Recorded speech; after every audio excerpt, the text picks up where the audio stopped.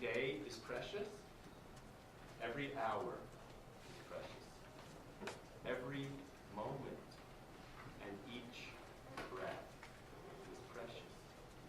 Every one of you, all of us. And therefore, I have an announcement because of all of what is precious. In the future, due to your leadership, we hope, all meetings and gatherings and teams and groups of people working together will create the conditions that all of these meetings will be action-enabling events. Today, we all do our best in the next hours. This will be an action-enabling event. And look at some of the characteristics of what it could be with your leadership. Participative, inclusive, non-hierarchical, meaning to create a level playing field if everybody's in. So imagine the number of meetings that people have been in. A lot of people in my generation that are in this room know how much time they spend in meetings in organizations, whether they be corporate or other kinds, which are deadening to them, their spirit and themselves, instead of enlivening of their spirit and themselves. So our aim is to create the conditions that all of our gatherings are action-enabling events. The tools to provide you with the knowledge for that is called the art of hosting. There's an international group of practitioners. You could learn about it under the art of hosting at the Berkana Institute. So a couple of more things I want to say about what I wish for us today. Joanna Macy is an incredible teacher, and she offers these attributes that I hope happen in the room, in the breakouts, in the lounge, that we exchange with each other and give to one another moral courage, moral strength, courage, and creativity. As you see on the top of the slides, I'm introducing, as the beginning of my talk, a number of ingredients of the leadership attributes of social enterprise practitioners. And since one of the theme of our day is to just talk about this emerging field, to talk about the vitality, the aliveness of it, then as following on what David brought, is a set of frameworks for what does it actually mean for me to move into that identity, and I'm going to talk about that further. This day is an invitation to move your identity into the one that your self-concept is that you are creating a future that has never been before. And that was the first slide that you saw. Look at that idea. Anyone ever seen that quote before?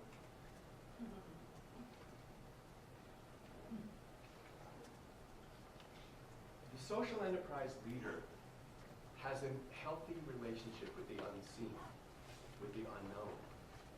They see what is at the edge of society. They see things that haven't come into form yet for others. But in fact, they see it so clearly that it's their moment-to-moment, day-to-day reality. They wake up with a concept and a possibility, and they move into action on it. And they are actually shaping the future for the common good. So you are in a moment, in a position to act on what you imagine would be your contribution to the creation of the common good.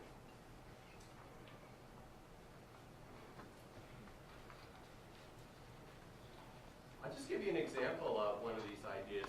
For those of you that are familiar with permaculture design, anybody familiar with that? Not enough hands.